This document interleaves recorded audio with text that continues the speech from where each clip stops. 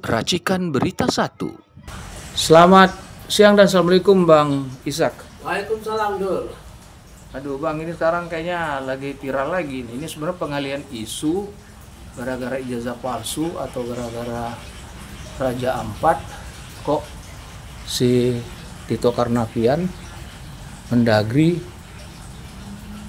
itu berani-beraninya Bang memberikan 4 pulau yang milik Aceh kepada Gubernur Sumatera Utara, Provinsi Sumatera Utara. Kebenaran gubernurnya itu adalah Bobi, menantunya dari mantan Presiden ke-7 Joko Widodo. Ini kan blunder nih, Bang. Nah, sebagai orang Aceh dan juga sebagai ekonom, Abang sendiri melihat si Tito ini sebenarnya ngapain sih dia tuh? Assalamualaikum warahmatullahi wabarakatuh. Dul, ini pertanyaan yang sangat tajam dan memang harus dibahas sebagai sebuah negara merdeka yang sudah sekian lama merdeka, dan Aceh merupakan bagian dari negara Republik Indonesia. Anda bersama Ishak Rafiq dari UI Watch Plus dan alumni UI Bangkit, juga Direktur Eksekutif Masa Depan Institut yang memang biasa kerjasama. Nah, kita melihat masalah ini. Saya bukan orang Aceh, saya orang Bali. Tapi saya memang punya perhatian terhadap Republik ini, terhadap masa depan Republik. Apa yang dilakukan Tito Karnavian sebagai Mendagri adalah sebuah anti klimaks dari seorang Mendagri yang tidak mengerti bagaimana aturan negara.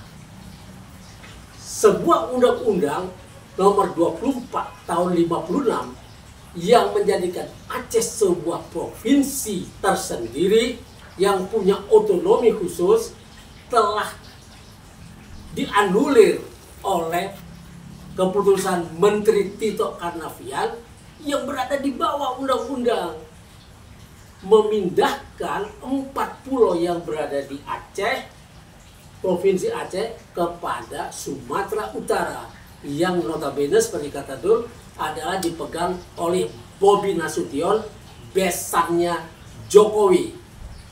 Nah, ini sesuatu yang menjadi sesuatu yang sangat tidak menyenangkan dan bisa memecah belah bangsa. Ini tidak boleh diteruskan. Ada Pulau Panjang, ya, di Aceh itu, Pulau Mangkir Ketek, lalu Pulau Mangkir Gadang, dan Pulau Lipan. 4 pulau inilah yang diserahkan kepada Sumatera Utara dengan perhitungan utak-atik dari Tito Karnavian merusak hukum tata negara Republik Indonesia. Nah, di sini tangan Prabowo mesti segera turun. Tidak bisa dibiarkan semua menteri, semua gubernur, semua bupati bikin aturan-aturannya sendiri yang bisa memecah belah bangsa. Inilah blunder yang dilakukan oleh Tito Karnavian. Tapi seperti saya bilang, Tito Karnavian adalah pionnya Jokowi yang dimasukkan oleh Jokowi dengan caranya sendiri ke dalam kabinet Prabowo. Nah, kabinet Prabowo ini ya ada 17 menteri sumbangan Jokowi yang sekarang sedang bergerak mengacaukan Prabowo. Itu menurut tinjauan Masa Depan Institut dan alumni UI Bangkit. Karena apa? Karena dia tahu bahwa Prabowo sedang punya persoalan yang sangat banyak, ya, mulai dari soal Rempang, Morowali, Sangihe, kemudian Raja Ampat dan lain-lain, dan korupsi di Pertamina yang luar biasa besar.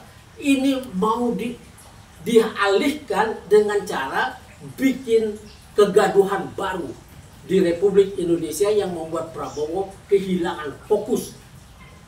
Dan inilah tangan Prabowo sebagai Presiden Republik Indonesia harus segera melakukannya, karena kalau dibiarkan maka semua program Prabowo akan gagal.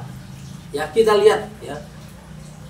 dalam permainan catur, seperti saya terangkan beberapa kali dalam video saya di Future Channel, bahwa dalam permainan catur, kalau seorang pion prajurit musuh sudah masuk ke daerah lawan, maka dia bisa berubah menjadi kuda, menjadi menteri, menjadi perdana menteri, menjadi benteng dan lain sebagainya. Dan ini bisa mengacaukan lawan dengan caranya sendiri. Dan inilah yang dilakukan Tito dengan melakukan blunder ini, memberikan pulau yang selama ini tidak ada masalah.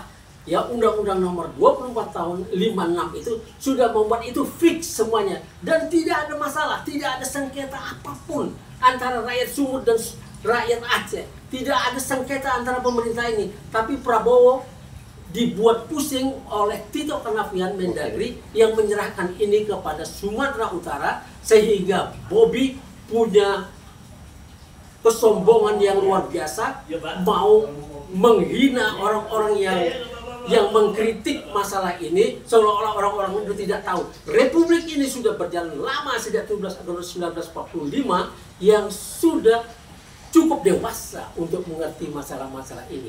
Tidak bisa seorang menteri memindahkan dengan peraturan menteri atau keputusan menteri, mengganti undang-undang mau ditelikung dengan cara ini. Ini tidak bisa. Dan seperti saya bilang, kalau Jokowi berhasil memasukkan 17 menterinya ke kabinet Prabowo, maka ini lebih mengerikan. Satu saja dia sudah bisa menjadi benteng, bisa menjadi perdana menteri, bisa menjadi kuda dan lain sebagainya yang mengacaukan sang raja, sang presiden. Tapi kalau ada 17, ini akan lebih mengacaukan lagi. Kita boleh lihat, selain Tito, ada Sri Mulyani Indrawati, Menteri Keuangan, yang menganulir keputusan presiden yang ingin memberi diskon listrik kepada rakyat kecil, ya, pengguna 450 dan 900 watt, yang mau didiskon 50% dalam 2 bulan. Tapi Sri Mulyani mengacaukan itu dengan bilang bahwa kita belum siap untuk memberi itu. Tapi kalau mau menaikkan listrik, menaikkan BBM, dengan gampang memberikan itu.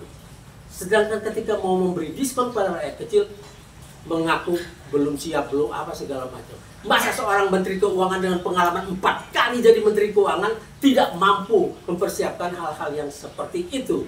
Kemudian ada Erick Thohir di Pertamina dengan membangkrutkan, ya, Erick Thohir dengan korupsi Pertamina yang katanya 950 triliun itu. Ini bagian dari kekacauan itu. Sedangkan 68% BUMN dalam kondisi hampir bangkrut. Kemudian di ujung, ketika dia berada di bersama Prabowo saat ini, dia melakukan blunder-blunder yang luar biasa, sehingga terungkaplah ada korupsi sampai 950 triliun dari 2018 sampai tahun 2023. Ini pasti terlibat, dan orang-orang yang sudah diinterogasi, sudah berita acaranya sudah keluar oleh Kejaksaan Agung itu, semuanya mengaku diarahkan oleh Boy Thohir dan oleh Garibaldi Thohir dan Erick Thohir sebagai menteri. Garibaldi orang swasta, bisa mengarahkan untuk melakukan korupsi yang luar biasa ini, mulai dari ekspor, impornya, sampai kepada blendingnya dan lain sebagainya. Semua dalam setiap tahap terlibat. Dan ini belum lagi diselesaikan, Tito bikin masalah ini. Kemudian kita masih punya urusan dengan Raja Ampat. Ini juga ada Bahlil di situ, dan kemudian dulu di sana, di Rempang, juga Bahlil yang menjanjikan akan mengosongkan Rempang dalam waktu 1 bulan. Inilah orang Jokowi yang mengacaukan Prabowo, dan Raja Ampat juga yang seperti itu terjadi, dan sehingga ada 4 perusahaan yang dicabut izinnya untuk mengelola itu untuk sementara, tapi ada PT GAT yang boleh jalan terus. Dan ini harus ada penyelidikan yang panjang tentang ini. Kalau Bahlil terlibat dengan perusahaannya sendiri atau pemegang saham dalam salah satu perusahaan itu di GAT atau dimanapun, dan Jokowi dan Iriana terlibat dalam urusan kapal dan lain sebagainya, maka ini harus penyelidikan yang sangat panjang dan komprehensif. Dan kita mulai dengan Tito. Prabowo sudah waktunya memecat orang-orang ini. Jangan ragu, jangan menjadi orang yang disetir oleh Jokowi karena perasaan utang budi itu. Tidak boleh, ini urusan negara dan Prabowo punya hak prerogatif untuk mengganti Tito. Usul saya dari Masa Depan Institut dan alumni UI Bangkit adalah Gatot Nurmantio adalah orang yang tepat untuk mengganti Tito Karnavian karena dia memiliki kemampuan, ya, bekas Panglima TNI yang tahu teritorial Indonesia, tahu bagaimana menjaga republik dan punya sarta marga. Saudara-saudara sekalian, kita cukupkan dulu. Wassalamualaikum warahmatullahi wabarakatuh.